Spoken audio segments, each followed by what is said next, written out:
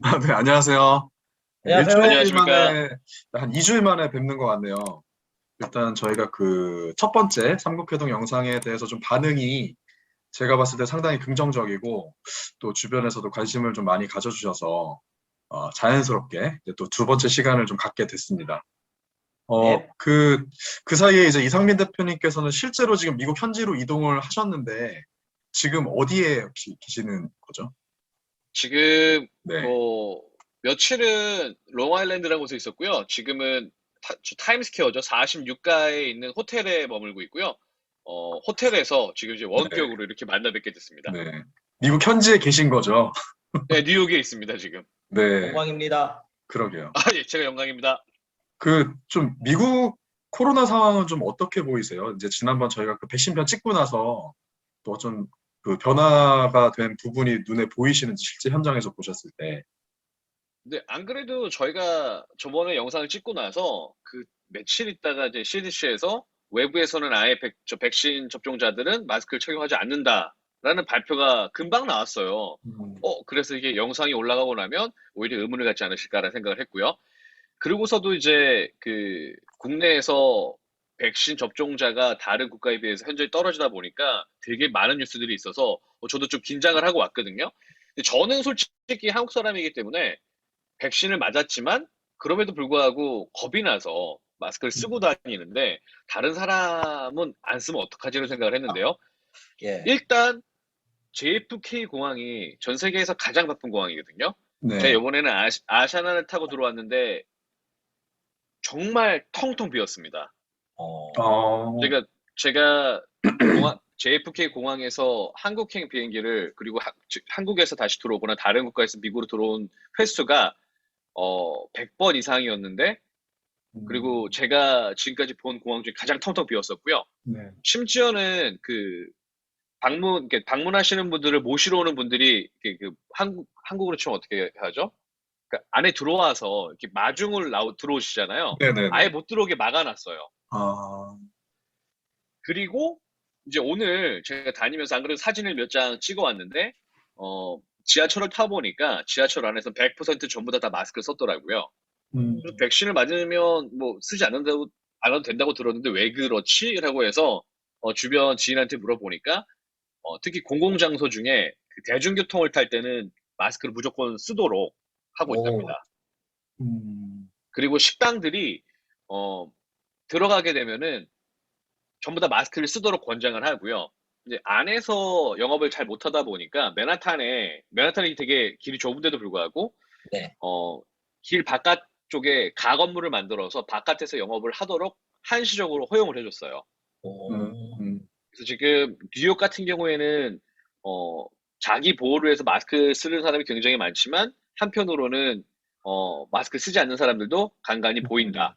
네. 근데 또 아이러니하게 저기 조지아주에 제 와이프가 이제 네. 출장을 갔다가 저랑 뉴욕에서 합류를 했는데 네. 조지아는 쓰는 사람이 거의 없대요. 음, 그러니까 이게 뭐 아, 지역마다 다르구나. 예. 제가 저번에 한 말씀드렸지만 그 주 성향에 따라서 좀 많이 지금 뭐 다른 상황 같습니다. 또, 중국 비슷하다, 진짜로. 그러네요. 예. 예. 네. 지역마다 달라요, 중국도. 확실히 또 이게 그 대국들인 만큼 네, 각 지역 상황들도 정말 다른 것 같네요. 그런 것 그 같습니다. 차코페페님은 그때 그 촬영 이후에 네. 그 또 다른 지역들 천진 북경도 갔다 오신 걸로 알고 있는데 네네. 또 이렇게 뭐 둘러보셨을 때 현지 코로나 상황은 좀 어땠는지 그냥 간단히 소개 좀 부탁드릴게요. 이런 게 있어요. 중국은 제가 지금 있는 데는 칭다오고요. 그런데 천진하고 베이징, 티안진和 베이징 갔다 왔는데 코로나 방역이 어떤 이슈가 되는 단계는 확실히 지났어요. 제가 음, 봤을 때. 음, 음. 그러니까 자연스럽게 그냥 마스크 끼고 있는 거고요. 할 거 다 합니다. 네, 그 상행위도 그대로 하고요. 근데 네. 뭐가 차이가 있냐면요. 요즘에는요. 네가 백신을 맞았냐 안 맞았냐가 건강 코드에 나와요. 건강 코드가 뭐냐면 아, 중국 사람은 그 모바일을 들고 다니잖아요. 핸드폰을. 그러면 네네. 뭐 지하철을 타든 뭘 들어가든 그걸 보여줘야 돼요. 그래서 제가 음, 이번에 칭다오에다 베이징에 갔잖아요. 그러면 네. 베이징에 있는 그 헬스 코드를 받아야 됩니다. 제가. 음, 그러면 그 어플이 제가 산둥성 칭다오의 헬스 코드를 분석을 해서 이 사람이 베이징에 온 지 며칠이 됐고 이 사람이 그래서 그거를 녹색, 노란색, 빨간색 이렇게만 딱 음. 나와요. 그래서 녹색이면 그냥 통과한 거예요. 네. 그런데 이제 뭐가 되냐면 그 헬스 코드에 뭐가 나오냐면은 이 사람이 백신을 얼마나 맞았다고 나옵니다. 아, 뭐 그래서 1차를 맞았냐, 뭐 2차까지 다 네. 맞았냐, 이런 게. 지금 중국은 총 2차 분 중에 1차를 웬만한 중국 사람들이 거의 다 맞았어요. 그런데 지금 제처 오늘 뭐 2차 맞으러 간다고 그러더라고요. 그런데 앞으로 나오는 백신은 또 그냥 한 번 맞고 끝나는 거라는 얘기도 있고요. 여하튼 간에 제가 들은 얘기가 이제 그쪽에 있는 중국 그 파트너사 분들이 앞으로는 아마 백신을 맞은 기록이 없으면 입장하지 못하는 데가 많아질 수 있다라는 얘기를 하더라고요. 저한테. 혹시 미국도 그런 어떤 코드 아니면 뭔가 기록을 이제 입증해야 되는 그런 시스템일까요? 네, 특히 뉴욕 같은 경우에는 뉴욕시에서 어플리케이션을 만들었더라고요. 만들어서 자기가 그 백신을 맞은 장소 그리고 코드 넘버를 넣으면 그 바코드 QR 코드처럼 만들어서 핸드폰에서 띄워서 보여줄 수 있게끔 이제 만들었더라고요. 그 제가 얘기 들어보니까 그 시스템을 한국 정부하고 연동해서 특히 먼저 미국이랑 캐나다에 있는 해외 백신 맞은 접종자들은 귀국 시 자가격리 면제를 해주는 걸 먼저 이제 처리하겠다라는 이야기를 언뜻 들었습니다. 그래서 그런 시스템을 갖추곤 있긴 하더라고요. 네, 알겠습니다. 뭐, 또 이제 각 국마다의 좀 코로나 상황, 또 대처 상황들을 좀 들어봤고, 네, 그 전에 한 가지 제가 네, 좀 재미있는 업데이트를 해드리면, 코로나 때문에 재난지원금을 엄청나게 정부에서 많이 풀었었잖아요. 네, 근데 요번에 미국에서 다시 소상공인 중에 그 마트나 음식을 파는 그 영업을 하는 소상공인들을 대상으로 총 29조 정도의 돈을 풀었고요. 예년에 비해서 매상이 20% 이상 떨어졌으면 네, 500만 불까지는 무조건 다 주는 오, 떨어진 거에 그 비율을 계산해서 네. 500만 불까지 전부 다 지원해주는 그런 법안이 통과가 돼서 네, 실제로 와서 확인하니까 500만 네. 불 받으신 분, 240만 불 받으신 분들이 생겼어요. 근데 거꾸로 코로나 상황에서도 오픈을 하고 계속 영업을 하신 분들은 네. 예년에 비해서 20% 이상 안 떨어진 분들이 계시거든요. 어, 그분들은 열심히 한 그냥 분들. 네. 그냥 열심히 하시는 거고 그래서 볼멘 소리를 하시더라고요. 네, 그래서 그 금액 같은 경우에는 대출을 받은 돈을 갚을 수는 없지만 네, 지금까지 돈을 못 줬던 외상값 그리고 네, 인건비, 네, 경비로는 처리가 가능하대요. 그래서 네. 대신에 2년 안에 전부 다 소진을 해야 된답니다. 그래서 그 식당을 운영하시거나 뭐 혹은 델리 가게, 마트를 운영하시는 분들은 그 해당 업종이 지금 제가 말씀드린 카테고리 안에 들어가서 최대 500만 불까지 벌써 지원을 받으셨더라고요. 근데 500만 불이면은 50억 한국 돈으로는 55억, 50, 한 3, 네. 4억 정도 될 거예요. 네. 업체 하나당. 업체 하나가 업체 하나당 최대 지원금이 이제 50억, 53, 와, 4억까지 나오는 걸로. 뭐 당연히 이제 규모에 따라 좀 다르긴 하겠지만 네. 와, 지원금의 규모 자체가 정말 다르네. 참, 한편으로 부럽다. 너희들 그렇게 기축통화국이라고 정말 마구 찍어내 그런구나. 그런 생각을 했습니다. 아니 지금 미국의 물가 상승이 되게 그 뉴스에 종종 나오던데 제가 그걸 보고 그대로 믿지는 않는데요. 현지에서 혹시 느껴지시나요? 안 그래도 제가 오늘 그 월가에서 펀드 매니저를 오래 했었고, 지금은 이제 좀 다른 커리어를 갖고 있는 분인데, 계속 그 프리랜서로 그쪽 일을 하고 있어요. 그래서, 한국에서 뉴스를 보니까, 이세고요. 한국에서 뉴스를 보니까 인플레이션에 대한 내용들이 굉장히 많던데, 어떻게 생각해? 라고 얘기했더니, 자기가 그, 뭐, 경제 학자는 아니라서 정확하게 말은 못하겠지만 지금 그렇게 우려할 정도는 아닌데 이렇게 얘기를 하더라고요. 실제로 여기서 뭐 다녀보면 그렇게 인플레이션을 두려워하는 것 같지 않아요. 그래서 제가 느낀 감정은 여기가 미국이다 보니까 인플레이션을 걱정하는 것보다는 오히려 지금 경기를 어떻게든 부양할지에 대해서 포커스를 맞추고 있구나. 그러니까 좀 상대적인 박탈감을 느꼈습니다. 이제 한국은 미국이 그러다 보니까 전 세계가 물가가 점점 출렁출렁하고 한국에서 인플레이션이 오르면 우리 그 직격탄을 맞게 되는데 실제 당사자인 미국에서는 그렇게 뭐 심각하게 바라보지 않고 있구나라는 네. 걸 보면서 좀 되게 상대적인 음. 박탈감을 느꼈습니다. 또 그만큼 이제 대처할 만한 자신감이 있으니까 또 그렇게 돈도 풀고 관리하는 거라고 또 생각이 들기도 하네요. 미국이니까 가능한 것 같기도 하고. 근데 그쵸, 이제 달러다 보니까. 중국은 지금 원자재 가격이 여기저기서 네. 폭등을 해가지고 그러니까. 특히 중국의 이제 무역 구조가 가공 무역을 많이 하거든요. 원자재를 사다가 가공을 해서 파는 건데 이게 지금 내가 파는 가격을 올리는 이 한도가 정해져 있거든요. 그런데 원자재 값이 제가 보니까 무서울 정도로 오더라고요. 막 그쵸. 3, 40%가 넘게 올라 버리더라고요. 네. 그래서 뭐 굉장히 지금 중국은 여기저기서 시끄럽습니다.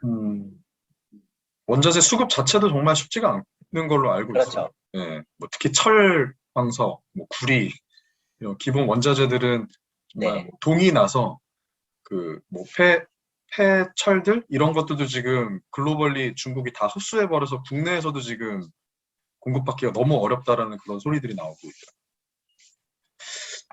또 이렇게 자연스럽게 좀 다양한 또 주제들을 다루게 된 것 같고 일단 서두에 네.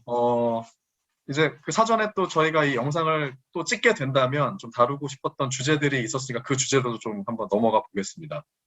네네. 일단 저희가 그 교육에 대해서 다루기로 했었잖아요. 네. 이제 어쨌든 각 나라의 교육을 좀 이야기를 나눠볼 텐데 사실 이제 우리나라 사람들이 생각하는 이제 각 나라의 교육 시스템을 제가 그냥 떠올려 보면 미국 같은 경우에는 좀 이제 교육 시스템에 대해서는 이제 자유로운 분위기에서 다양한 기회랑 정보를 제공한다. 그런 이미지가 있는 편이고 중국의 교육 시스템에 대해서는 아무래도 좀 그 체계 자체가 한국이랑 유사하고 좀 치열한 경쟁 과정을 거친다. 이제 이런 이미지를 갖고 있다고 이제 압축해 볼 수 있을 것 같은데 거기에 공산당 이미지가 있죠. 북한식으로. 그렇죠. 이제 네. 각 나라에 대한 이미지가 그런데 네. 실제로 이제 현재 계시는 분들은 또 그다음에 자국민들은 각 교육 시스템에 대해서 어떻게 생각하는지 한번 좀 말씀을 나눠봐 주시면 자연스럽게 이야기를 이어나가면 좋을 것 같습니다. 이상빈 대표님 쪽에서 한번 좀 먼저 설명해 주시면 감사할 것 같습니다. 일단 그 가장 큰 차이는 공정이란 단어가 다르게 사용된다라는 거예요. 음, 예, 이 한국을 예를 들어보면 제가 이제 계속 한국에 왔다 갔다 하고 한국 특히 이제 이 교육 같은 경우에는 제가 맡고 있는 분야이기도 하고요. 업무를 네. 하면서 가장 큰 문제는 요즘 예를 들어보면 한국에서는 그 4차 산업혁명이라는 단어가 우리나라에서 굉장히 붐을 이뤘죠. 이러면서 AI를 해야 돼, 그 코딩을 해야 돼, 컴퓨터 전문가 돼야 돼라고 하니까 예전에 영어 바람이 불었듯이 뭐 어린 아이 때부터 영어 발음을 하기 위해서 혀를 좀 더 뽑아야 돼, 혹은 아주 어렸을 때부터 해야 되기 때문에 유학을 보내야 돼, 라는 그런 좀 어머니 아버님의 열성은 알겠지만 그렇게 바람직하지 않다라는 모습들을 많이 봐왔었잖아요. 근데 네. 그게 또 연출되는 것 같아요. 아이의 성향하고 아이의 적성, 그리고 아이가 무엇을 좋아하는지, 그리고 그 사람이 무엇을 하고 싶어 하는지 전혀 물어보지도 않았을 뿐더러 고려하지 않고 이제 코딩을 해야 되니까 음, 너는 인문계가 아니야. 너는 인문계 고등학교에 가면 안 돼. 네. 너는 코딩만 배워야 돼. AI를 해야 돼. 네. 컴퓨터를 해야 돼. 라는 분위기가 좀 많이 만연해 있더라고요. 그게 네. 미국 얘기인가요? 한국 얘기입니다. 한국. 한국 네. 얘기죠? 한국. 네. 네. 네. 네. 그러니까 그게 차이가 아까 그래서 처음에 서두에 공정이라는 단어를 말씀드렸던 게 그런 이유 때문에 말씀드린 건데 한국은 그렇게 막 해야 하지만 그리고 네. 결국에 우리가 선택받을 그러니까 저 회사로부터 선택받는 사람이 되기 위해서는 시험이라는 과정을 거쳐야 되고 그리고 다분히 그 성적에 의해서 단 한 번의 테스트에 의해서 1등부터 100등까지 줄을 세워서 네. 앞순위에 들어가는 사람들만 취직을 하게 되는 공채라는 시스템을 통해서 들어가게 되어 있잖아요. 네. 그러다 보니까 사실은 과정 자체가 사람마다 환경에 따라서 그리고 부모님의 경제력 격차에 따라서 너무나 다른 과정 거쳐왔는데 음, 그냥 단지 시험 한 번에 그 사람의 능력을 평가하는 게 공정하냐, 혹은 시험이라는 게 그날 컨디션에 따라서 혹은 네. 그 사람의 성향에 따라서 다른 결과를 가져올 수 있잖아요. 그렇죠. 근데 그 시험 한 번에 뭐 그 사람의 뭐 능력을 평가하는 게 공정하냐라는 생각을 하게 되더라고요. 그래서 이제 자연스럽게 취업이라든지 뭐 아니면은 진학의 과정 자체가 한국하고 미국하고 굉장히 차이가 크다. 네. 근데 이제 거기에서 키워드는 공정이란 단어를 어떻게 해석하느냐에 따라서 그리고 이제 그 우리나라의 취업 시스템하고 교육 시스템하고 연결고리가 어떻게 맺어지는지에 따라서 많이 차이가 나는 것 같다라는 생각을 해서 지금 이렇게 말씀을 드려봤습니다. 네.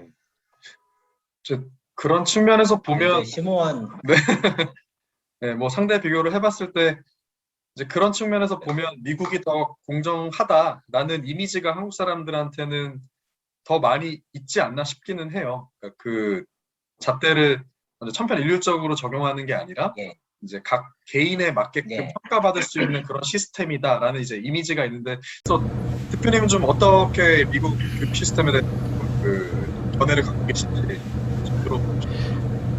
일단은 미국이 공정하다라고 생각하진 않아요. 공정이라는 단어 자체가 우리가 한국에 생각하는 것처럼 생각한다면 공정하다고 생각되진 않아요. 근데 가장 좋은 점은 청년들 그리고 학생들이 사실은 많은 시행착오를 겪어야 되고 실수를 해야 되고 그 실수를 거쳐서 본인이 원하는 것들을 찾아내야 되잖아요. 네. 근데 우리나라는 너무 예를 들어 초등학교, 중학교, 고등학교 때에 이미 결정되어야 하고 대학교를 들어가면서 그 사람의 어떻게 보면 인생이 50% 이상 결정된다라는 것처럼 프레셔를 받고 실제로 그렇게 돼버리잖아요. 근데 이제 미국은 그렇지 않다. 그게 가장 큰 차이점이면서 장점인 것 같아요. 예를 들어서 의사가 하고 싶다. 고등학교 때부터 꿈을 꿀 수 있죠. 그쵸. 하지만 대학교에서 꿈을 꿀 수도 있잖아요. 혹은 25살에 꿈을 꿀 수도 있잖아요. 근데 미국 시스템에선 그게 가능해요. 근데 한국은 불가능하죠. 네네. 그렇죠. 그게 가장 큰 차이인 것 같고요. 공정이란 단어가 그 정말 기회의 공정이라고만 본다면 미국이 한국보다 훨씬 더 공정하지 않은 사회일 거예요. 보통 얘기할 때 이제 공채라는 개념을 쓸 때 공채라는 개념이 저신뢰 사회 국가에서만 이루어지는 채용 시스템이라고 이야기를 하죠. 그래서 공채가 없는 미국 같은 경우에는요, 예를 들어서 직원 중에 팀장한테 물어보죠. 야, 네 주변에 뭐 AI라든지 뭐 UI, UX, 뭐 혹은 뭐 이코노미에 대해서 잘 아는 친구 있어? 네, 있습니다. 그럼 이력서 갖고 와봐. 보고 네, 괜찮으면 면접 보자. 네. 그래서 수습하고 바로 취직을 하죠. 네. 근데 문제는 차이가 있다면 한국 그렇게 취직을 해도 정년이 보장되어 있다고 해야 되나? 아니면 그래도 최소한 그 해고당할 때 해고 사유를 만들어야 되고 굉장히 길어지잖아요. 근데 이제 미국은 얄짤이 없죠. 들어가기가 쉽지만 또 금방 자를 수가 있죠. 뭐 2주 노티스라고 얘기를 하거든요. 노티스만 주면 그냥 나가야 되는 뭐 그런 상황이라서 조금 다른 환경이긴 한데, 확실히 제가 생각할 때는 교육 시스템적으로는 청년들이 본인이 하고 싶은 것들을 찾아 나가고 시행착오를 겪고 다시 본인이 원하는 트랙에 들어오는 데에는 미국 시스템이 우리나라보다 훨씬 낫다라고 생각을 합니다. 이제 우리가 흔히 생각할 때 흑인들이 미국에 굉장히 많다고 생각하는데 네. 실제로 얼마나 되시는 줄 아세요? 한 20%? 20%가 안 돼요. 네. 미국 전체에 있는 흑인이 13%밖에 안 됩니다. 13%. 근데 우리가 볼 때 뭐 뉴욕에 가면은 전부 다 흑인만 있고 캘리포니아에 가면은 50%가 흑인인 것 같고 그렇잖아요. 네. 이렇게 미국 전역을 이렇게 보면 바닷가 근처 왼쪽 오른쪽에만 다인종인들이 살고요. 가운데는 전부 다 백인만 삽니다. 그래서 백인들이 한 60% 되고요. 흑인이 한 13%밖에 안 돼요. 네. 그래서 실제로는 뭐 그들의 인종에 관련돼서 인종 문제에서 파생되는 그런 문제들은 우리가 오늘 다룰 문제는 아니기 때문에, 근데 어쨌든 그런 문제 때문에 대부분의 사람들은 뭐 제가 말씀드린 것처럼 교육 시스템에 대해서는 뭐 그렇게 시스템을 생각하지도 않을 뿐더러 본인이 그렇게 하면 그런 식의 기회들을 얻을 수 있다고 생각을 해요. 근데 이제 인종별로 또 유리천장이 존재하는 게 또 사실이라서 네. 또 애매하긴 합니다. 네. 중국은 어떻게 좀 보이시나요? 일단은 한국하고 비교하는 방식으로 한번 해볼게요. 네. 이제 얘기하기가 편할 것 같아요. 내가 중국의 어떤 교육 상황을 전부 다 아는 사람은 아닙니다. 교육 전문가도 아닙니다. 그런데 저희가 이제 아이를 중국에서 교육을 하고 있는 입장에서 보고 겪은 것들을 말씀을 드릴게요. 일단은 저는 참 어떤 면에서 중국 사람들이 되게 속편하다 이런 생각을 많이 드는 게, 중국을 볼 때마다 한국이 굉장히 좀 특이한 상황이라는 거를 더 많이 오히려 한국에 있는 사람들은 중국을 특이하다고 생각할 수 있는데, 중국에 제가 살면서 할수록 한국이 정말 특이한 나라고 생각이 드는 게, 첫 번째 그 라벨 문화라고 그러고요. 애가 태어난 지 지금 이제 10대 20대 초반이 됐는데 벌써 라벨링이, 이게 그러면 중국은 라벨링이 없느냐? 중국도 라벨링이 있어. 그런데 차이가 뭐냐면은, 중국은 내가 어떤 라벨링을 붙여도 거기서 어떻게 그렇게 먹고 살 길이 있어. 네. 그리고 내가 어떤 라벨링을 붙었다고 해서 남한테 심하게 무시를 당하는, 아니면은 굉장히 인격적인 모독을 당하는 일은 정말 드뭅니다. 근데 한국 사회는 굉장히 그런 부분에서 냉정하다는 걸. 그렇죠. 이게 이제 중국 사람이 옛날에 공산주의 내부적 정치교육할 때 네. 그렇게 가르친대요. 자본주의가 사람을 억압한다라는 그런 내용이 있어요. 근데 예전에 이제 저희 장모님께서 저희 첫째 키우려고 한국에 오셨는데, 제가 날마다 야근하고 주말에 막 네. 야근하고 그러니까, 그때 저기 장모님이 한마디 하시더라니까요. 야, 真是资本主义不学人民呐. 그 아까 그 말이거든요. 인민들을 억압한다. 근데 제가 뭐 그쪽을 찬성해서 말씀드립니다. 그런 느낌이고, 중국 사회는 뭐랄까, 예를 들어서 내가 공부 굉장히 잘해요. 공부를 잘하는 애, 어떤 애가 굉장히 색종이를 잘 오리는, 그럼 걔는 색종이를 그냥 잘 오리는 애. 그럼 거기서 가장 이상적인 사회는 색종이를 잘 오리는 애도 존중을 받고, 그렇게 하진 않아요. 색종이를 잘 오리는 애는 정확하게 경제적으로 따져봅니다. 중국 사람들 내가 봤을 때 상인의 피가 확실해요. 네. 그래서 얘는 경제적인 효익이 이 정도, 얘는 경제적인 효익이 이 정도. 그래서 거기에 정확하게 맞춰서 배우고. 그런데 그 효익이 적다고 해서 이 사람을 무시하는 일도 있어요. 그러니까 그런 것들이 아이들이 교육을 받는데도 굉장히 많이 있고, 제가 또 현장에서 많이 느끼는 게 뭐냐면, 한국에서 살다 온 아이들 중국에서 왔어요. 네. 그러면 한국의 문화를 그대로 가요. 안 좋은 것들도 따라와요. 좋은 것도 오는데 안 좋은 것도 앞따를 시킨다든지, 뭐 애들이 편가르기가 된다든지. 근데 제가 이제 중국에 이제 학교 다니는 제 아이들을 포함해서 봤더니 한국에서 저희가 걱정하는 그런 것들이 있습니다. 그러니까 그런 것들도 굉장히 큰 차이라고. 자, 그러면 제가 봤을 때 중국 사회는 장점을 늘리는 방향으로 가면서 단점을 줄이는 방향으로 가는 게 제가 느껴져요. 중국 사람들도 교육에 대한 불만이 되게 많아요. 네. 되게 많고, 가장 대표적인 게 애들이 지금 학교에서 숙제를 너무 많이 내주니까 애들이 전국적으로 시력이 떨어져 버리니까, 이번에 중앙에서 양회, 네. 그 공산당에서 제일 큰 회의 있거든요. 양회에서 각 전국 학교별로 시력에 대한 지침을 보냅니다. 이거 진짜 중식이죠. 이 이하로 애들 시력 떨어지는 학교는 각오해라, 이 얘기거든요.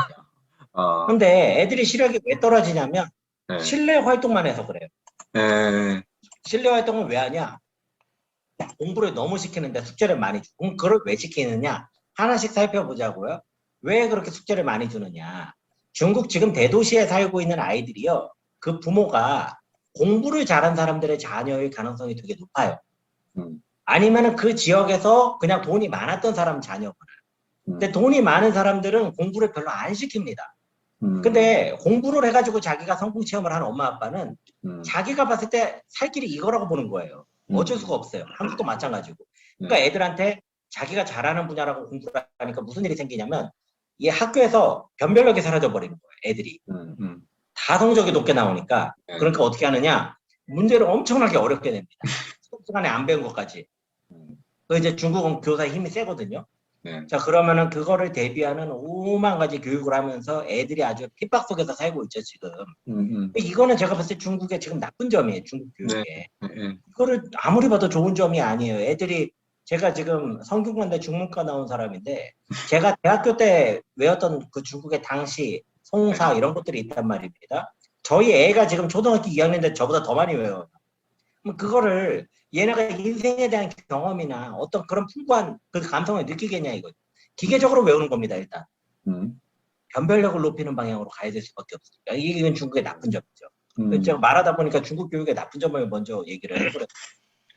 아니, 뭐 좋은 점, 나쁜 점 다 이렇게 같이 얘기를 나눠보자고 했던 거였으니까. 체코페페님 말씀하셨던 부분 중에 이제 라벨링, 그러니까 일단 한국 교육에 대해서 저도 좀 생각을 해보면 이 라벨링은 점점 더 가속화되고 심해지는 것 같아요. 어떻게 보면 양극화로 가는 거죠, 교육의 시스템도. 그래서 어느새 이제 또 저희 세대와는 또 다르게 지금 세대 아이들은 이 라벨링에 훨씬 더 가까이 있는 문화인 것 같아요. 뭐 학벌, 부모의 어떤 재산 정도, 뭐 보여지는 어떤 그 차, 아파트, 어디에 살고 있냐, 어느 지역에 살고 있냐. 그러니까 이런 것들이 태어날 때부터 자연스럽게 문화인 것처럼 체득이 되면서 사람을 바라볼 때, 아, 이 아이는 어떤 레벨의 아이, 또 이 부모는 어떤 레벨의 사람. 그러니까 이런 게 머릿속에 거의 정말 AI처럼 자동적으로 기입이 되는 그런 구조로 바뀌어가고 있고, 그래서 그게 상단에 있는 사람과 하단에 있는 사람의 차이가 점점 더 이제 벌어지는 사회로 가고 있는데, 이제 그 중심에 또 교육이 있다고도 보여지거든요. 그게 굉장히 큰 문제라고 느껴지는 게요. 사실은 지금 이제 그 미국에서 포브스에서 발표를 하잖아요. 뭐 500대 뭐 부자 혹은 네. 20대 기업들을 발표하시는 걸 보면 미국을 보면 특이한 게 있을 거예요. 예전에 50년 전에 있었던 기업들이 20등 안에 드는 기업이 거의 없어요. 네. 다 새로운 기업들이 올라오는 거거든요. 그렇죠. 물론 컴퓨터 관련 기업들이 많은 건 사실이에요. 음. 그리고 또 더 재밌는 건 그 기업들의 CEO들 중에 컴퓨터를 전공했거나 컴퓨터만 전공한 사람들은 거의 없어요. 음. 그러니까 되게 착각들을 많이 하시는 거고 한국에서는 좀 잘못 생각하는 방향이 많은 것 같아요. 변별력을 높인다라는 의미가 변별력은 나중에 자연스레 본인이 변별력을 나타내게 되는 거지. 굳이 변별력을 우리가 어렸을 때부터 초등학교 때부터 이 아이의 변별력을 나눌 필요가 전혀 없거든요. 네. 근데 그렇게 나누다 보니까 제가 자꾸 듣는 얘기가 한국에서 인문계 보내면 안 된대요. 공교육 안 된대요. 그래서 자퇴시키고 네. 이게 뭐 극단적으로 말씀하시는 분들이지만 자퇴를 네. 시키고 검정고시 보게 한 다음에 중국을 경험하게 하고 미국을 경험하게 하고 뭐 그렇게 해야 된다고 말씀들을 하시더라고요. 근데 제가 가장 거기서 근본적으로 찝고 싶었던 문제는 왜 그 결정을 부모가 하시냐고요. 그 결정은 아이가 어느 정도 가치관이 형성되고 아이가 선택할 수 있을 때 아이의 의견을 물어보고 아이가 결정하도록 해야 옳은 건데 본인이 전부 다 그 플랜을 짜서 아이한테 그렇게 해야 된다라고 시켜버리니까 네. 그 책임은 부모가 지지 않고 자녀가 져야 되거든요. 네. 근데 그게 잘못됐다라는 거죠. 그렇죠. 또 하나의 문제는 그 한국은 중국도 그렇겠지만 예전에 저희 세대가 살아올 때까지는 20년 후를 예측이 가능했어요. 네. 어떻게 될 거다, 어떻게 될 거다. 서울에 있는 대학교를 졸업하고 뭐 예를 들어서 우리가 사시를 준비한다, 행시를 준비한다, 준비해서 네가 들어가게 되면 죽을 때까지 걱정 없어. 걱정하지 마. 내가 그래서 하는 얘기야. 다 경험해본 이야기야. 근데 지금은 더 이상 그게 통용되지 않는 그렇죠. 사회거든요. 네. 뭐 예를 들면은 이제 우리 이야기를 들으시는 분들도 그러시겠지만 누가 40대 초반에 벌써 명예퇴직을 걱정할 생각을 세대가 올 줄 못했죠. 알았습니까? 네. 그리고 누가 2020년에는 사실은 원더키드가 그랬잖아요. 차들이 날아다닐 거라고. 네. 아직도 안 날아다니고 있지 않습니까? 그러니까 저희가 생각하는 것보다 세상은 굉장히 빠른 속도로 변해가고 있고 그런 교육 환경도 변해가고 있기 때문에 우리가 그 속도에 맞추어서 학습을 하고 교육을 받고 교육을 하는 건 불가능하다고 생각합니다. 그래서 가장 좋은 방법은 환경을 만들어 주어서 그 아이가 그 환경 안에서 혹은 본인 스스로가 그 환경 안에서 많은 정보, 그러니까는 정보의 공정이라고 표현해야 되나요? 많은 정보들을 본인이 습득하게, 많은 학생들이 똑같이 습득하게 한 다음에 그 정보를 바탕으로 해서 본인이 선택하는 그런 환경을 만들어주는 게 제일 중요하지 않나 음. 이런 생각을 합니다. 제가 또 너무 또 뭐 이렇게 심도 있게 들어가나요? 아니, 근데 뭐, 워낙 또 이제 교육 관련된 그쵸. 또 이제 네. 비즈니스를 하셨던 분이고 또 그만큼 고민하셨던 만큼 더 깊이 있는 얘기가 나왔던 것 같고, 사실 그 정보에 대한 그 양극화도 정말 심하다고 생각이 드는 게, 이 정보마저도 얻어내려면 사실 특히나 한국 사회는 이제 부모의 어떤 재력과 정보력이 다 직결되는 문제라 이제 그걸 장악하는 사람들이 사실 어떻게 보면 권력자라고 보여질 수밖에 없는 거죠.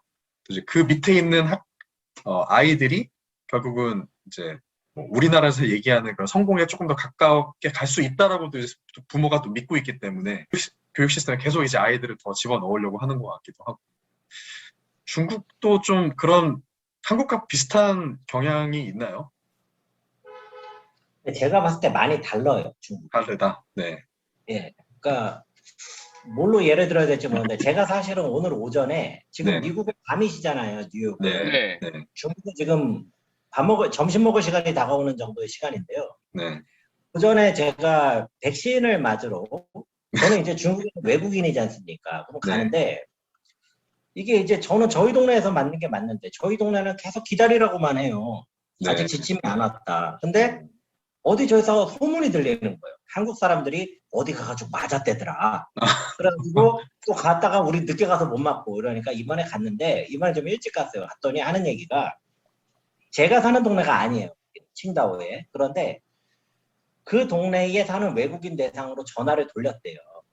그러면서 네가 여기에 온 것을 보니 너는 그 전화를 들었구나라고 하더라고요. 저한테. 전 그게 아니었거든요. 어떤 분이랑 같이 갔는데 그러니까 이제 나중에 물어봤어요. 그 동네 사는 사람 아닌데 당신은 어떻게 맞았어? 지난번에 했더니 그 사람이 나 그 동네 사는 척하고 맞았어. 그거 막 자세히 확인하면은 모르는 척하면은 외국인이라 그거 더 안 물어보더라고. 그래서 그냥 맞았어. 자, 제가 이 얘기를 왜 하냐면요. 우리나라 교육이 약간 이런 모습이 있어. 뭐냐면 굉장히 어떤 룰을 따르거나 전체적으로 이렇게 차례대로 가는 어떤 질서를 지키는 모습보다는 어떤 특정 계층이 좋은 정보 하나를 먼저 탁 캐치를 해요. 그걸 안 알려줘요. 그 다음에 자기가 그거를 이용을 해요. 그리고 그게 능력이고 그게 어떤 그 사람의 어떤 그 대단한 어떤 무엇인 것처럼 그렇게 존중을 받는 문화가 있고요, 한국에. 그러니까 제가 이제 백신을 못 맞고 같이 왔던 분이 저한테 그러시더라고요. 역시 한국 분이신데, 야, 우리도 그러면 연기를 해서 가가지고 맞자, 백신을. 제가 이거는 아니다. 지금 이제 디지털 시대라 가지고 나중에 기록도 다 남는다. 그런데 중국 사람들은 그런 거 가지고 조바심을 안 내요. 다른 예를 하나 들어볼게요. 칭다오는 중국은 이제 의무교육이 9년이에요. 중학교 때까지예요. 그러면 제가 사는 칭다오는 어떻게 되어 있냐면요. 고등학교를 올라갈 때에 직업고등학교하고 일반고등학교로 갈립니다. 한국에서 생각하는 고등학교는 일반고등학교고요. 직업고등학교라는 거는 거의 직업전선에 나가기 직전이 돼요. 근데 비중이 얼마나 되냐면 100명의 어린이가 올라가면은요. 일반고등학교에 가는 애가 50명이 안 돼요. 자, 그러니까 중학교 때 애들이 경쟁이 치열할 거 아닙니까? 그런데 경쟁이 얼마나 치열하냐면 중학교 3년 동안 열심히 해도 못 이겨요. 그 갭을. 그래서 사실상 초등학교 때 경쟁이 하고 있는 겁니다. 지금. 상황이 이렇거든요. 자, 그런데 이거는 애한테 공부를 엄청 시키는 집에서 고민을 하는 거고 부모가 공부로 성공 체험을 하는 사람들이 이걸 하는 거고 중국에 많은 사람이 살잖아요. 장사하는 사람들은 또 생각이 전혀 달라요. 고등학교 빨리 직업고등학교 가가지고 돈 벌 수 있는 거 배운 다음에 너 와가지고 아빠가 하는 사업이나 아빠가 하는 가게 너 빨리 가 도와줘. 너 먹고 사는 거 문제 없다. 사람들이 다 자기 저기 성공 체험이 있단 말입니다. 제가 공부한 사람이 한국에서 옛날에 제가 이런 말을 참 들었던 기억이 나는데 너 공부 안 하면 저렇게 되는 거야. 우리 어렸을 때부터 그런 말 많이 듣거든요. 지금도 하는지 모르겠어요. 중국에 그런 말 없습니다. 똑같이 인정해줘요. 저 사람이 뭘 하든 간에 그건 그 사람이 하는 걸로 존중을 해줍니다. 그리고 어떤 대학을 나왔다고 해야지 그걸로 하죠. 예를 들어서 얘가 뭐 북경대, 칭화대 나왔다. 오, 대단하다고 하죠. 근데 그거 하고 끝나는 거예요, 그냥. 그게 다예요. 그 사람의 의견이 더 강한 뭐가 없어요. 권위가 없다고요, 중국에서는. 그냥 현실 상황에서 내 지금 눈앞에서 펴진 현실적인 거를 가지고선 판단을 하는 게 이쪽에서는 오히려 더 합리적으로 받아들여져요. 그러다 보니까 교육에 대해서도 이 공부를 많이 해가지고 좋은 대학을 가려는 사람들이 있어요. 중국에도. 음, 이 사람 그들만의 리그예요, 이게. 음, 그리고 운동을 하는 사람들은 또 그들만의 리그가 있고, 음, 장사하는 사람들, 뭐 음악하는 사람들 다 자기들만의 리그가 있어요. 음. 근데 제가 봤을 때 되게 놀랬던 게 뭐냐면 어느 정도 서로를 굉장히 존중해요. 네. 한국처럼 라벨링 해가지고 랭킹화 시키지를 않아요, 여기가. 음. 그래서 제가 봤을 때 그런 점은 한국보다 낫더라 네. 라는 느낌을 받는 겁니다. 뭐 진짜 그런 측면에서는 사실 뭐 미국, 중국 또 대국이어서 더 그럴 수도 있다고 보고 좀 다양성이 더 존중되는 사회라고 오히려 더 이해가 되고 그리고 이제 기회라는 측면에서 봤을 때도 미국은 애초부터 기회의 땅이라는 말이 있었기도 하고 또 중국은 워낙 이제 그 아시아를 넘어서서 이제 글로벌리 정말 그 경제의 성장 속도나 또 산업의 그런 뭐 스펙트럼이 넓어진 속도나 기회가 다양하게 제공될 수 있는 사회로 나아가고 있는데 그 중간에 있는 이제 우리나라는 이제 네. 네, 이제 경제적인 상황이나 사회적인 상황이 네, 극도의 그런 경쟁을 하지 않으면 살아남지 못한다라는 인식을 계속 심어주게끔 만들어져 가는 것 같아요. 그래서 그게 또 라벨링으로 이어지는 것 같아요. 제가 보기에는 라벨링이 미국에도 있거든요. 네. 아시겠지만 미국에서도 그 좋은 대학교 들어가려고 뭐 비리 많이 일어나고요. 실제로 좋은 학교를 나온 게 큰 삶의 원동력이 됩니다. 네. 특히 뭐 아이비리그다 그러면은 동문이라든지 예를 들면 링크드인에 보면은 저 같은 경우에도 그 기업에 우리 학교 나온 사람이 몇 명이나 있다라고 이렇게 뜨더라고요. 네. 그래서 그게 실제로 끌어주고 땡겨서 지들끼리 해요. 네. 그러니까 큰 도움이 되긴 하지만 차코페페님 말씀하시면서도 들었던 것, 그다음에 제가 이제 한국에 대해서 이야기할 때도 생각했던 것, 제 포인트는 그거였어요. 음. 왜 그 결정을 음. 그러니까 학생이 해야지 그쵸. 네. 부모님이 부모가 하냐라는 한다. 거죠. 그게 유교 문화에서 좀 많이 좀 네. 시작된 것 같아요. 제가 보기에 그냥 가만히 음. 들여다보면 사실은 우리가 부모가 뭐 자기주도 학습이다 혹은 환경을 만들어준다고 이야기할 때 엄마 아빠 같이 공부를 하거든요. 근데 엄마 아빠가 같이 공부를 하라는 의미가 아니라 아이가 본인이 선택을 뭘 하고 싶어 하는지 선택을 할 수 있는 환경을 만들어 주라는 건데 거꾸로 해석하시는 것 같더라고요. 그래서 좀 그게 잘못됐다라고 생각을 하고 미국 같은 경우에는 고등학교도 사실 크게 그렇게 뭐 좋은 학교가 있습니다. 좋은 학교가 있는데 프라이빗 뭐 기숙 학교도 있고 있어서 아까 그 차코페페님 말씀하셨지만 그들만의 리그예요. 거기는 네. 뭐 예를 들면 그렇잖아요. 아버지가 예일대 갔으면 아들이 예일대 가는 나라가 여기예요. 그리고 네. 돈 많으면 기부 입학할 수 있거든요. 네. 네. 실제로 학교들이 그 얼마에 입학할 수 있는지도 외부에 드러나 있지는 않지만 사실은 다 있어요. 네. 그렇게 가는 나라이기 때문에 그거는 차치하고 실제로 일반적으로 우리가 삶을 영위하는 사람들이 얼마나 많은 사람들이 그렇게 본인이 하고 싶은 걸 선택했을 때 그거를 경제적 가치로 환산할 수 있고 자기 삶의 만족으로 이끌어낼 수 있느냐를 네. 본다면 네. 굉장히 합리적인 사회라는 거죠.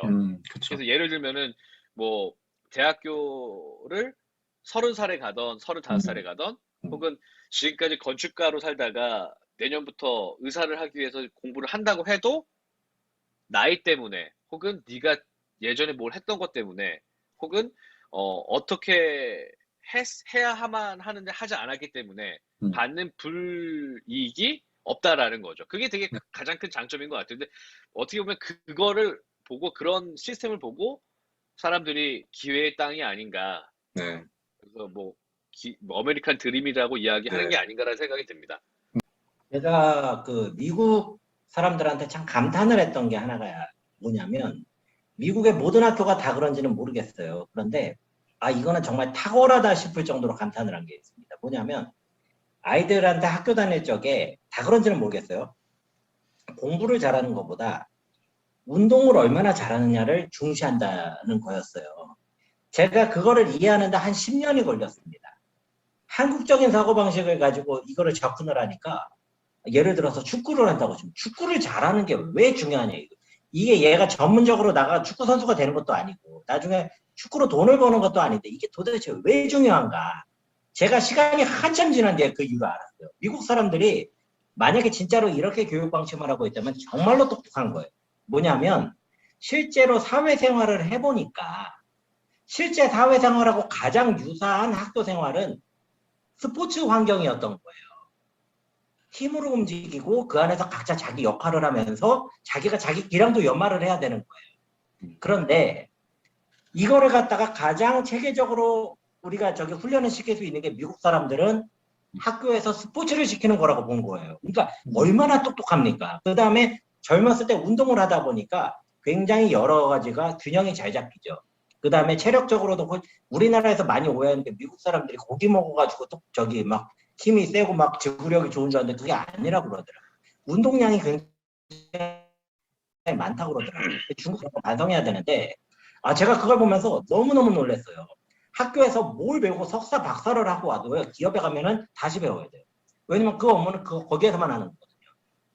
그러니까 이게 참 어마어마하다. 이 사람들의 내공이라는 게 진짜 엄청나게 쌓여 있다. 뭐 이런 생각도 한번 해봤어요. 네, 혹시 오해를 불러일으킬지 모르니까 간단하게 설명을 드리면, 예. 이제 초등학교 때까지는 이제 큰 차이가 없다고 보시면 되고요. 이제 담임제의 그런 뭐 시스템이 있어요. 근데 중학교 때부터는 이제 학점제예요. 네. 다니면서 수업을 듣고, 말씀하신 것처럼 그 다양한 그 과외 활동이죠. 네. 그러니까 뭐 음악이다, 뭐 아카펠라다, 축구다, 미식축구다 이런 그 팀 활동을 조장을 하고요. 뭐 그런 팀 활동을 통해서 그 학생의 성향을 파악하는데 그 성향을 파악한 자료들이 실제로 그런 활동들을 한 자료들이 대학 갈 때 가장 큰 영향력을 발휘해요. 대학에서 볼 때 성적은 커트라인이거든요. 예를 들어서 예일대학교를 들어갈 때, 하버드에 들어갈 때 커트라인만 넘으면 그 다음부터는 성적이 높다고 해서 그 사람을 뽑는 게 아니에요. 사실은 그 학생이 예를 들면 어떤 과를 가려고 했는데 그 과를 가려고 했던 목표가 있을 거 아니에요. 뭐가 되기 위해서 뭘 하고 싶어서. 그럼 그 전에 살아온 과정이 뭐 십몇 년밖에 안 되지만 그 기간 동안 본인이 어떤 삶을 살아왔는지를 확인을 해서 그 삶이 본인이 하고 싶었던 거에 얼마나 연관지어져 있고 그 사람이 어떤 사람으로 투영되는지를 보고 판단을 하는 거예요. 그러니까 좀 다른 방법이죠. 그래서 아까 우리 차코페미님 말씀하셨지만 운동이 뭐 운동 굉장히 중시하는 건 맞아요. 하지만 성적보다 운동이 더 먼저다는 조금 비약된 것 같고요. 성적이 그 여기서 정도는 아니에요. 그렇지는 않습니다. 네. 성적이 우선시 되긴 합니다. 근데 이제 성적만 이래서 보는 게 아니기 삼국회동이 때문에 중요해. 이거 확인을 해봐야 돼, 이런 것들. 네. 맞습니다. 그래서 네. 제가 오해를 네. 하실까봐 정리해서 말씀드리는 게 네. 그래서 이렇게 말씀드리는 겁니다. 네. 그러니까 성적이 되게 중요시 되긴 하는데 성적만 갖고 되지 않기 때문에 성적 이외의 것들에도 똑같이 그 관심을 두고요. 네. 성적만큼이나 비중을 둔다라는 거죠. 네. 그러니까 또 그게 알겠습니다. 오해를 네. 하시기 되게 쉬운 것 같아요. 근데 뭐 어쨌든 그럼에도 불구하고 특히나 아시아권, 한국, 중국에서 바라봤을 때는 확실히 미국이 그런 과외 활동, 그런 어떤 뭐 액티비티 이런 거를 더 자유롭게 또는 훨씬 더 참여를 많이 할 수 있게 하는 환경이 조성되어 있는 건 맞는 것 같아요. 맞습니다. 네. 우리나라는 뭐 저희 때만 생각해봐도 체육 시간에 체육 안 하는 경우도 많잖아요. 막 체육하면 하고 화내. 싶어도. 네. 체육 시간에 체육을 한다고 하는데 화를 내, 학부모들이. 네. 네. 자습하거나 뭐 다른 활동하는 경우도 있고. 근데 사실 그런 개념은 제가 봤을 때 미국에는 전혀 없을 것 같아요. 그 시간을 공부하는 데 쓰거나 다른 활동하는 데 쓴다. 원래 주어진 그 시간이 아니라. 그런 정도의 환경은 아닐 거니까. 좀 공교육이랑 사교육에 대한 부분도 되게 궁금한데, 중국 쪽은 공교육, 사교육 이런 질이라든지 네. 또 그러니까 그런 교육에 참여하고자 하는 그 학부모들의 생각은 어떤가요? 제가 보는 범위 내에서만 말씀을 드릴게요. 네. 제가 이해한 정도에서는 일단 공교육이라는 거는 중학교까지 제공이 돼요. 그리고 의무적으로. 네. 그다음에 고등학교, 대학교도 공교육 시스템이 있습니다. 국가에서 제공을 하는 게. 그러니까 그거부터는 이제 자기가 어느 정도 성적이 돼야지 들어가요. 뭐 아까 제가 무슨 뭐 직업고등학교 이런 분들은 이제 아예 중학교 때까지만 하고 이제 학업적인 것보다는 좀 기능적인 거, 본다 이제 돈 버는데 도움이 되는 거 이런 굉장히 기능적인 부분으로 가시는 분들이고, 대부분의 중국 사람들은 이 공교육을 통해 아주 치열한 경쟁을 통해 대학을 가시죠. 대학에 가서 치열한 경쟁을 통해 취업을 하고 아니면은 치열한 경쟁을 통해 대학원에 가서 다시 취업을 하시죠. 네. 그러니까 중국 사회는 경쟁 강도가 음. 정말로 어마어마합니다. 음. 이 경쟁에 대한 부담이 우리나라 사람이 그냥 가늠이 안 될 정도로 굉장히 큰 스트레스를 어깨 위에 얹고 사는 것 같은. 그러다 보니까 그 누구도 자기가 여기서 1등을 할 거라는 생각 자체가 없어요. 살아남는데 급급해요. 네. 그러니까 이제 그 길을 가는 게 있고요. 이제 사립교육은 어떤 측면이 있냐면, 사립은 아주 특별한 경우 아니면 부모가 재력이 있는 경우에 선택을 하고요. 네. 그다음에 사립교육을 받은 애들이 성적이 네. 공립교육을 받은 애들보다 좋냐? 음. 공립 중에 공부 잘하는 학교 있거든요.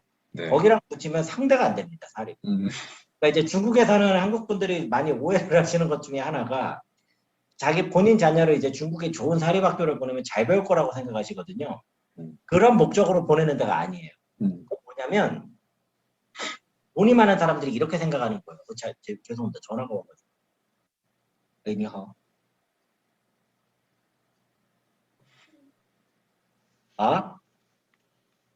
이상민 대표님도 중간에 한번 영어로 어. 통화 한번 해주세요.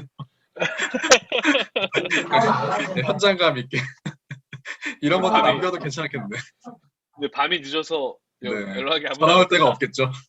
네.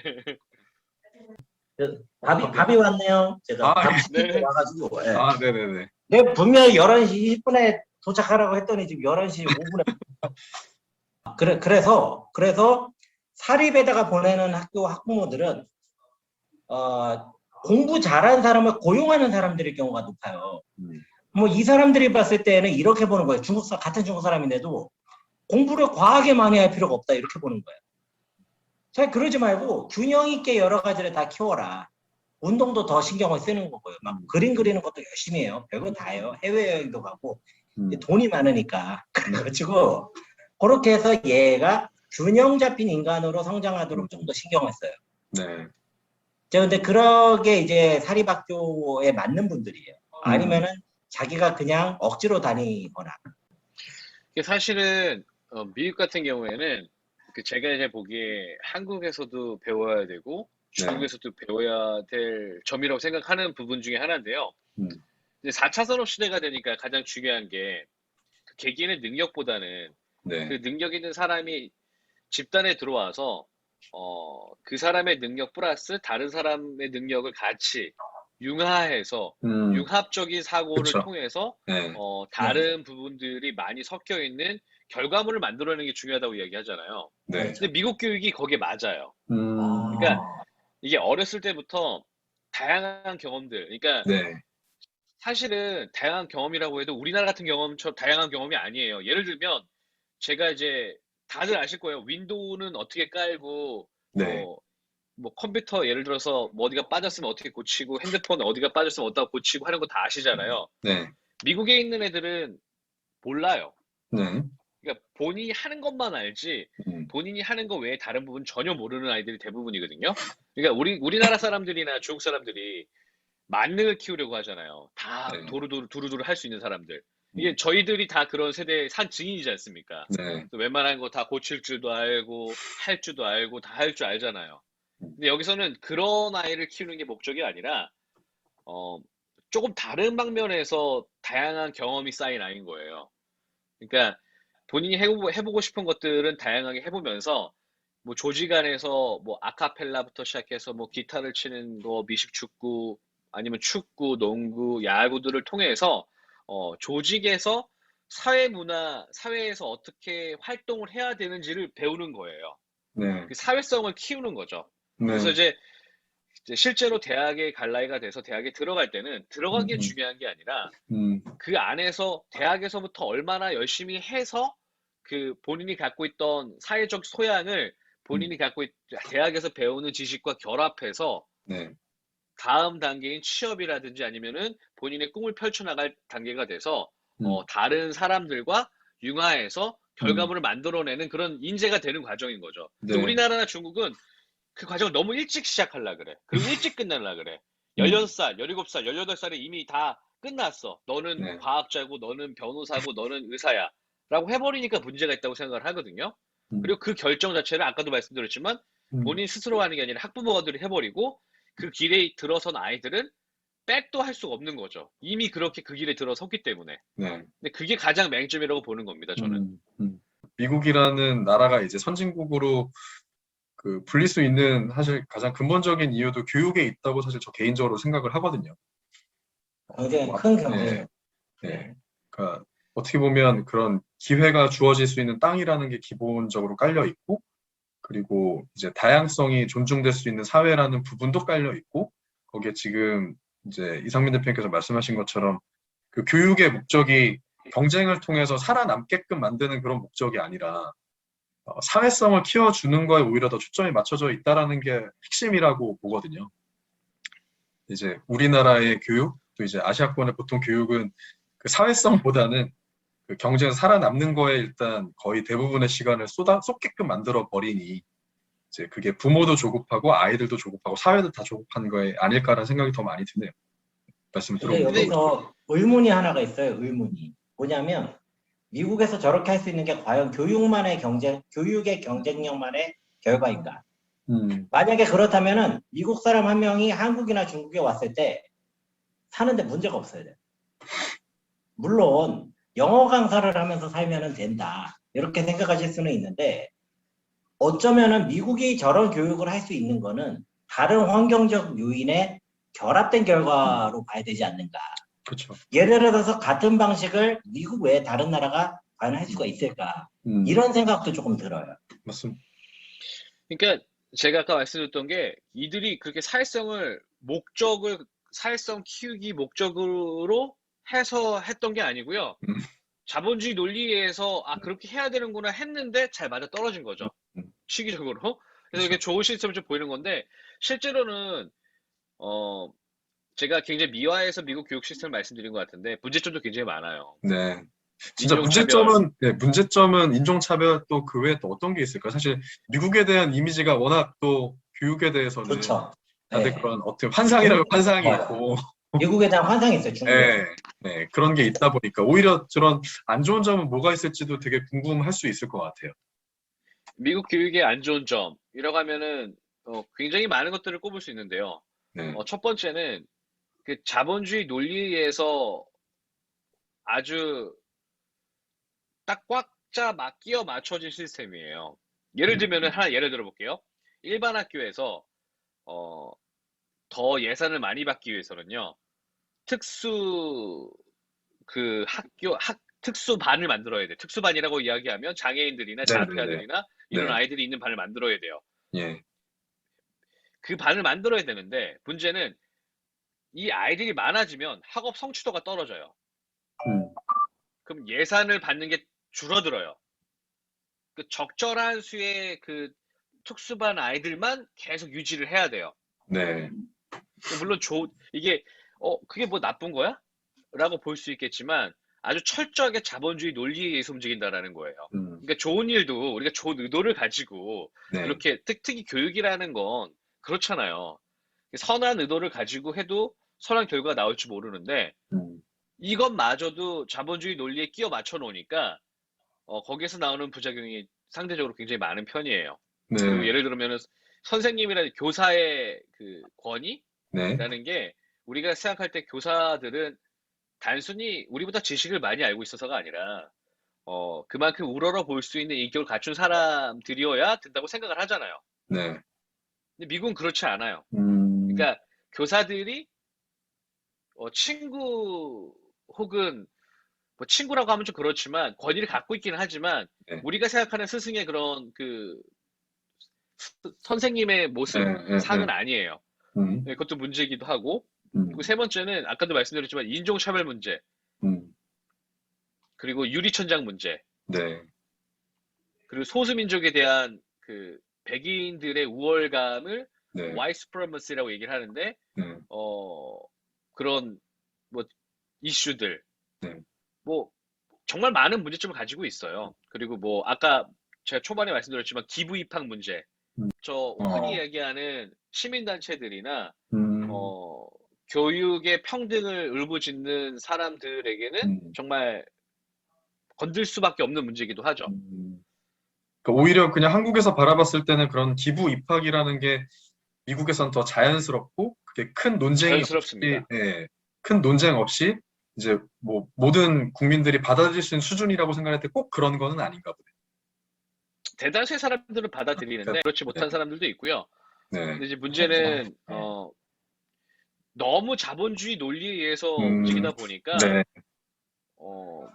우리가 기대하는 그런 시스템에서 나오는 선한 결과들이 나오지 않는 경우가 굉장히 많아요. 그리고 우리 한국이나 중국처럼 빠른 시간 안에 압축된 지식을 전달해서 굉장히 현명하고 똑똑한 사람들을 만들어내잖아요. 네. 예, 아마 그거 느끼셨을 거예요. 미국 애들이랑 일하면 참 답답해. 저걸 모르냐? 네. 융통성이 없어. 라는 사람들을 많이 만들어내는 곳이 기도해요. 그 일사천리로 척척하는 건 대한민국 사람이 내가 봤을 때 전 세계 1등이에요. 맞습니다. 저도 그렇게 생각합니다. 네, 멀티로 또 가능한 이제 그런 구조로 사람들을 또 잘 만들어내기도 하고. 그 하다 보니까 우리가 희한한 무슨 능력을 갖게 됐어요, 지금 우리 대한민국 사람들이.